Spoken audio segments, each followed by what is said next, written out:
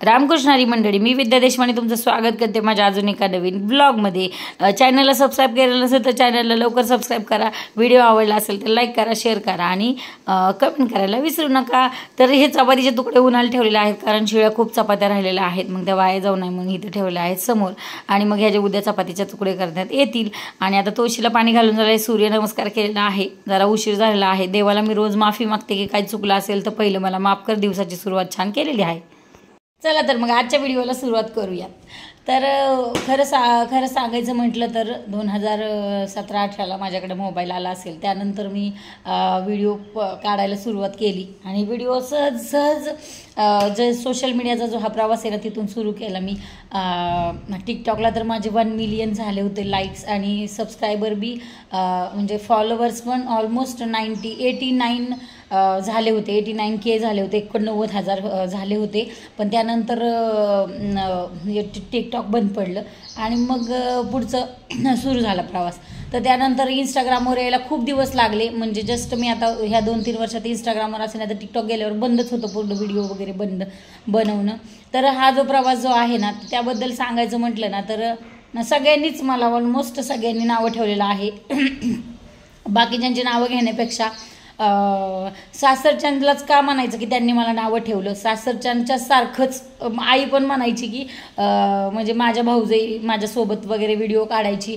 त्यावेळेला माझ्या भावालाही नव्हतं आवडत व्हिडिओ काढलेलं, तर त्यावेळेला मग म्हणायची की आई म्हणायची तुम्हाला तमाशाचं फडच काढून द्यायला पाहिजे, अशी आई म्हणायची माझी। ठीक आहे। त्यानंतर सासरच्या अशा तोंडावर काही बोलले नाही, पण ह्याच्या त्याच्यापाशी चुगल्या करायची आणि ह्याच्या त्याच्यापाशी ते नावं ठेवायचे। त्यांना सवयच आहे ती तिकडची, म्हणजे जे आहेत ते सासरकडच्या लोकांनी इकडे तिकडे चुगल्या करायच्या। परत बरंच काय त्याच्यावरून काय झालं, पण माझा नवरा मला कधीच बोलला नाही की तू व्हिडिओ काढू नको। ते कायम मला म्हटले की तू लोकांचा विचार करू नको, तू फक्त तुला जे करायचं ना तू कर, लोकांनी नावं ठेवू दे। आणि मेन म्हणजे त्यांचं म्हणणं एवढंच असायचं की मग हे लोक सांगायचे, कुणी पण मला सांगायचं हे तुमच्याबद्दल असं बोललं, ते काय म्हणायचे तुला तोंडावर ज्या वेळेला येऊन बोलतील ना त्यावेळेला त्याच्यावर विश्वास ठेवायचा, लोकांवर विश्वास ठेवायचा नाही। इतकं चांगल्या मनाचा माझा नवरा आहे, त्यांनी मला कायम सपोर्ट केला। तर आता सोशल मीडियामध्ये खूप साऱ्या लोकांचं नावं ठेवून किंवा काही करून मला कमेंट कधी वाईट आली नाही आजपर्यंत। मी सांगते तुम्हाला, मला एकही कमेंट इंस्टाग्रामवर किंवा यूट्यूबवर किंवा टिकटॉकला ही कधीच वाईट कमेंट आलेली नाही। पण घरच्या लोकांनी, जवळच्या लोकांनी इतकं नावं ठेवले सगळ्यांच्याच, माझ्या आईकडच्या लोकांनी पण आणि माझ्या वडिलांकडच्या लोकांनी पण नावं ठेवलेलं आहे। आणि अजूनसुद्धा कोणाची हिंमत होत नाही की तू व्हिडिओमध्ये किंवा कॅप्शनमध्ये आम्हाला बोलती का तू असं, कारण तेवढा त्यांच्यात दमच नाही, कारण ते तेवढं बोललेले आहेत ना, त्यामुळे त्यांनी ते मला बोलू शकत नाही आहेत कोण। कारण त्यांनी स्वतःच त्यांच्या आधीच घालून घेतलेली आहे, त्यामुळं मला कोण काही बोलू शकत नाही। आज तागायत मी असं व्हिडिओ जरी बनवला आणि कॅप्शन बी असं धडाधड लिहिलं ना तरी मला कोण काही विचारायला येत नाही, कारण जे खरं आहे ना तेच मी बोलते। माझ्याकडे प्रूफ असल्याशिवाय मी कुठलं बोलत नाही। तर प्रश्न असा येतो की मी यूट्यूबवर कशी आली। दीक्षाच्या लग्नाच्या वेळेस ना मला एक फोन आला आणि फोनचा नंबर असाच आम्ही एक्सचेंज केला होता, इंस्टाग्रामवर नंबर आम्ही एक्सचेंज केला होता। मनीषा रेसिपीज अँड व्लॉग्स म्हणून तिचा यूट्यूबला चॅनल आहे, तुम्ही जर सबस्क्राईब केलं नसेल तर तिला सबस्क्राईब करा। आणि यूट्यूबला इंस्टाग्रामला पण आहे तिची मनीषा रेसिपीज अँड व्लॉग्स म्हणून ID आहे। त्यानंतर तिचं नाव मी आज विचारलं आहे तिला एवढ्या वर्षांनी, म्हणजे तिची आणि माझी ओळख दीक्षाच्या लग्नाच्या आधी होती। दीक्षाच्या लग्नाला आता जवळजवळ वर्ष होत आलेलं आहे आणि त्याच्या आधी 8-9 महिन्याची तिची माझी ओळख, म्हणजे 2 वर्ष होत आलेली आमच्या ओळखीला। तिचं नाव आहे मनीषा विष्णू मानवर असं तिचं नाव आहे। ती कुठं राहते, मनीषा अलिबागला राहते, ती अलिबागला राहते। आम्ही आज तागायत फक्त व्हिडिओ कॉलवर बोललेलो आहेत आणि रोज आम्ही सोशल मीडियाची ओळख म्हणलं तरी चालेल आमची। आम्ही अजून एकमेकीला भेटलो नाही आणि मला वाटत नाही की आम्ही भविष्यातही कधी भेटू, असं तर काही नाही आहे, कारण अलिबाग खूप लांब आहे, मी जाऊ शकत नाही आणि तिची ती मुलं छोटी आहेत म्हणून तिला म्हणजे ती पण इकडे येऊ शकत नाही। तर बघूयात पुढच्या याच्याबद्दल आपण नंतर बोलूयात, म्हणजे आम्ही भेटू की नाही हा विषय वेगळा आहे।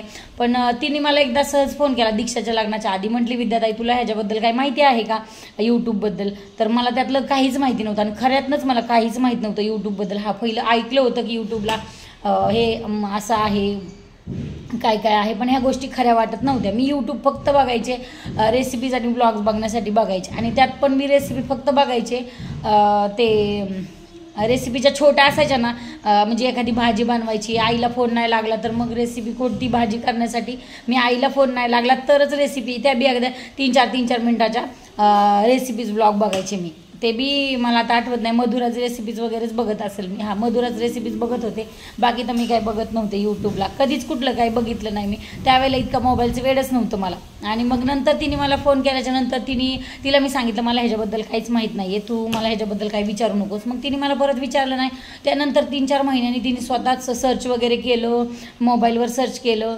तिलाही कोणी माहिती दिली नाही ह्याची, तशी तिने मला दिली पण तिला कोणी माहिती दिलेली नाही आहे. तिने सगळं स्प्रेडिंग ज्ञान वगैरे असं जे काय आहे त्या लोकांचं तिने सर्च करून सगळी माहिती तिने मिळवली. तिने चॅनल खोलला आणि तिचा चॅनल खूप ग्रोही झाला. त्याच्यानंतर दीक्षाच्या 4-5 महिन्यानंतर लग्नानंतर तिने मला फोन केला की विद्याताई मला माझं यूट्यूबचं पेमेंट आलेलं आहे मला. आणि मग परत सारखं म्हणायची. मी म्हटलं बाई अगं मनीषा आम्हाला हे रेसिपीचं नाही जमायचं आणि केलं तर ते खाणार कोण, तिची छोटी छोटी लेकरं आहेत. आता आमच्यात तर शिवम असा आणि शिवमच्या पप्पांचं बी नवीन गोष्टी काही ट्राय केल्यावर खायला आवडत नाही. तीच पातळ भाजी तीच भाकरी खायला त्यांना आवडती. त्यामुळं मी म्हटलं मला नाही जमायचं. पण ती सारखं दरवेळेस फोन केला की विद्याताई तू खूप छान बोलती, तू खूप छान आहे तुझं सगळं, तर तू रेसिपीज आणि व्लॉग्स काढत जा. रेसिपीज नाही काढल्या तरी डेली व्लॉगिंग वगैरे सुरू कर.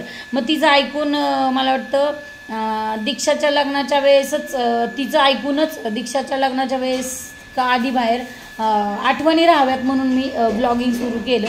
आणि ब्लॉग खूप छान म्हणजे मला छान वाटायला लागलं. पण प्रत्येक वेळेस ज्यावेळेस पण ती फोन करायची ना मला ती सांगायचीच की विद्याताई तू चॅनल काढ आणि त्याच्यामध्ये तू रेसिपीज त्याच्यामध्ये तू ब्लॉगिंग करायला सुरू कर, म्हणजे तुला छान हे होईल. आणि इंस्टाग्रामला भरपूर सारे फॉलोअर्स आहेत म्हणून तिचं ऐकून मी यूट्यूबवर आले. तर सहज फोनवर बोलता बोलता कधी सांगत होती तिच्या मैत्रिण्यांबद्दल, घरच्यांबद्दल, ह्यांच्याबद्दल, म्हणजे सहज बोलता बोलता आमचा विषय झाला. त्यावेळेला ती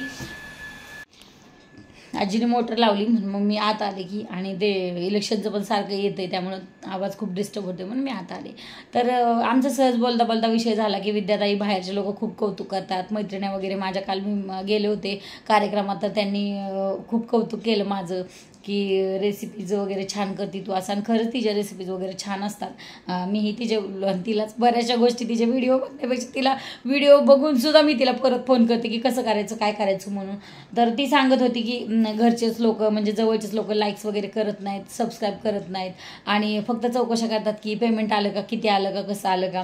आता हे काही तिच्याच बाबतीत होत नाही, माझेही. मी तर बोटावर नावं सांगू शकते, सगळेच असे आहेत जवळजवळ. यूट्यूब तर ऑलमोस्ट सगळ्यांच्या मोबाईलमध्ये आहे पण आमच्यातलं तर कोणी सबस्क्राईब केलेलं नाही आहे आणि सबस्क्राईब करत नाही आहेत. आणि तुम्हाला सांगते खूप साऱ्या मैत्रिणी आणि खूप साऱ्या माझ्या आईकडचे, बापाकडचे, वडिलांकडचे खूप सारे लोक आहेत जे स्टोरी पहिल्याकडचे. माझ्या मैत्रिणींमधल्या पण भरपूर साऱ्या मैत्रिणी आहेत की ज्या फक्त व्हिडिओ आणि स्टोरी माझी टाकल्या बघतात पण कोणीही लाईक्स करत नाही आणि कोणीही सबस्क्राईब केलेलं नाही आहे किंवा कोणी फॉलो करत नाही. आता 2-4 ज्या चांगल्या मैत्रिणी आहेत ज्या फोन करून मला सांगतात की विद्या आम्हाला खूप छान वाटतं, तू अशी पुढे चालली, असे ते सगळं त्याच्याबद्दल त्या बोलतात. आणि पुढे मागं जाण्याचा प्रश्नच नाही, मुळात मी आनंदी राहते ना, हे खूप महत्त्वाचं आहे माझ्यासाठी. पैसे कमवायचे खूप सारे साधन आहेत पण ह्या माझ्या ज्या मेमरीज आहेत ना त्या मी साठवते आणि त्याच्यामध्ये मी खुश राहते ना, हेच माझ्यासाठी खूप महत्त्वाचं आहे. रील लाईफ आणि रिअल लाईफमध्ये माझ्या काहीही फरक नाही आहे, दोन्ही सेम आहे. मी कुठलंही नाटक म्हणून करायला जात नाही. माझं जे काय आहे ना ते सगळं पारदर्शक आरशासारखं, स्पष्ट काचेसारखं आहे. त्यामुळे मी कधीच कुणाला भीत नाही बोलायला आणि मला कधीच काही वाटत नाही की मी काही चुकीचं करते का. तर बरेच सारे लोक आहेत म्हणजे आपल्यातलेच जे ज्यांनी फक्त इंस्टाग्राम ओपन मी म्हणते माझ्या व्हिडिओ बघण्यासाठीच केलं असेल इंस्टाग्राम ओपन. त्यांचे 1-1, 2-2, 0-0 पोस्ट आहेत. मी त्यांच्या एक पोस्टला पण लाईक करून ठेवलेलं आहे पण त्यांनी मला फॉलो तर सोडाच, पण त्यांनी माझ्या कुठल्याच व्हिडिओला 2-3 2300 वगैरे व्हिडिओ असतील माझे इंस्टाग्रामला पण एकालाही त्यांचा लाईक्स नाही आहे. पण व्हिडिओ ते बघतात आणि ते माझी स्टोरी ठेवलेले बघतात हे मला माहिती आहे. आणि ते बरेच सगळे माझेच म्हणणाऱ्यातले आहेत. मग ते आईकडचेही आहेत आणि ते वडिलांकडचेही आहेत. आता कोण कोणाला काय बोलतं, नावं ठेवतं, पण परत कुठं ते तर विषय सोडूनच द्या नावं ठेवायचा. पण माझ्या सख्या सासऱ्यांनी मला कधीच नावं ठेवलं नाही. माझ्या सासूबाई तर कायम, आता आईही, माझ्या मोठ्या भावाला आवडत नव्हतं, मोठा भाऊही व्हिडिओ काढतो, माझी आई पण असं बोलायची तरी पण आता तिला पण लोक बोलतात तुमची मुलगी खूप छान व्हिडिओ काढते असं तसं. मग आईलाही खूप कौतुक वाटतं, आईही पदर घेऊन व्हिडिओमध्ये. ते माझ्या सासूबाईंचा तर कधीच विषय नाही आला, त्यांनी मला कधीच नावं ठेवलं नाही. इवन त्यांनी मला कधी कुठल्या गोष्टीसाठी अडवलंही नाही आहे. सासूबाई म्हणून त्या ॲज भारीच त्या सासूबाई म्हणून त्या ॲज इट इज भारी आहेत आणि सासऱ्यांचा तर विषयच नाही. कायम आम्ही गेल्यावर त्यांच्याकडे तर अँड्रॉइड फोन नाही आहे तरी लोकांच्या फोनवर ते बघूनसुद्धा सांगतात की तुम्ही काल असं केलं, तुम्ही काल तसं केलं. लोक दाखवत असतात. लोक ईर्ष्याने दाखवतात का कसे दाखवतात ते मला माहीत नाही, पण ते दाखवतात आणि मग मला ते खूप कौतुक. आणि माझे सासरे सासूबाई सांगतात की आम्ही काल बघितलं, तुम्ही बड्डे केला, तुम्ही ॲनिव्हर्सरी केली, असं ते फोनवर सांगतात. पण हे जे लोक आहेत ना, जे आपले आपले म्हणणारे, आणि खूप साऱ्या मैत्रिणी, 4-5 मैत्रिणी वाईट चांगल्या, खूप चांगल्या आहेत, ज्या फोन करून खूप तोंड भरून कौतुक करतात. पण बाकीच्या ज्या बघतात आणि स्वतःलाच खूप मोठेपणा समजतात, स्वतःला खूप शहाणे समजतात ना, त्या नाही आहेत माझ्या ह्याच्यामध्ये. त्यांच्यावर माझी फुल्लीच आहे. आणि त्या सोडून जे आपले नातलगमध्ये आहेत ना, तेही तसेच आहेत. त्यांनाही काही, म्हणून तर मी इतकं स्पष्ट बोलते, म्हणून मी कुणाला बोलायला भेट नाही, मला काही कुणाचं काही वाटत नाही, कारण मी त्यांचा अनुभव घेतलेला आहे. तेवढंच लोकांचं कौतुक करायला आणि लोकांचं चांगलं बघायला आपलं तितकं मन स्वच्छ पाहिजे. नुसतं देवाला अगरबत्त्या बोलून नाटकं करून काय होत नाही. त्याच्यासाठी चांगलं मन लागतं. आणि दुसरं म्हणजे सगळं जर तिच्या बाबतीत जे होतंय ना, मी तिला तेच सांगितलं, बाई तू का टेन्शन घेते, काहीच टेन्शन घ्यायचं कारण नाही. हे तुझ्या बाबतीत नाही, आमच्यात पण बाबतीत तेच आहे. कितीतरी मी तर म्हणते स्क्रीनशॉट काढून जर टाकले ना स्टोरीला, इंस्टाग्रामला, तर त्यांनाच लाज वाटेल की ही त्यांची लायकी आहे. आता माझ्या बरेच सारे म्हणजे माझ्या घरातले जे लोक व्हिडिओ काढतात ना, म्हणजे माझेच लोक म्हणू शकतो आपण, त्यांच्या व्हिडिओला कमेंट्स असतात. त्यांच्या म्हणजे जे दुसरे आहेत ना, ज्यांनी मला फॉलो केलं नाही, मला कधी लाईक्स करत नाही, त्यांना असं वाटत असेल की त्यांनी मला लाईक केलं, फॉलो केलं तर मी सेलिब्रिटी झाली, तर मग त्यांनी आधीच मी एवढी शायनिंग मारते आणि अजून किती शायनिंग मार, म्हणून ते जाळतात आणि म्हणून ते माझे व्हिडिओ लाईक्स करत नाहीत. आणि मग मला त्यांनी फॉलो केलं नाही, सबस्क्राईब तर करणारच नाहीत. कारण मला जर दर महिन्याला 20-20, 25-25 हजार रुपये जर मिळाले तर मग त्यांना ते बघवायचं नाही ना, म्हणून त्यांनी मला सबस्क्राईब, फॉलो केलेलं नाही आणि लाईकही करत नाहीत. ते त्यांची क्वालिटीज आहेत त्या, आपण असं म्हणूयात. पण हे सगळे माझेच आपलेच लोक आहेत. मला कळतंय हो, कुणी आपली स्टोरी बघितली, कुणी आपल्याला फॉलो नाही केलेलं, कुणी आपल्याला लाईक नाही केलेलं, कुणी आपला व्हिडिओ बघितला, हे सगळ्यांना सगळं कळते. त्यामुळे आपण तर बाबा कुणाचा व्हिडिओ, एक व्हिडिओ असू दे ना तर 2 व्हिडिओ आपण सगळ्यांना पोस्ट करू. जे मला लोक आवडत नाहीत ना, त्यांचा मी मनापासून व्हिडिओ लाईक करत नाही म्हणजे नाहीच करत.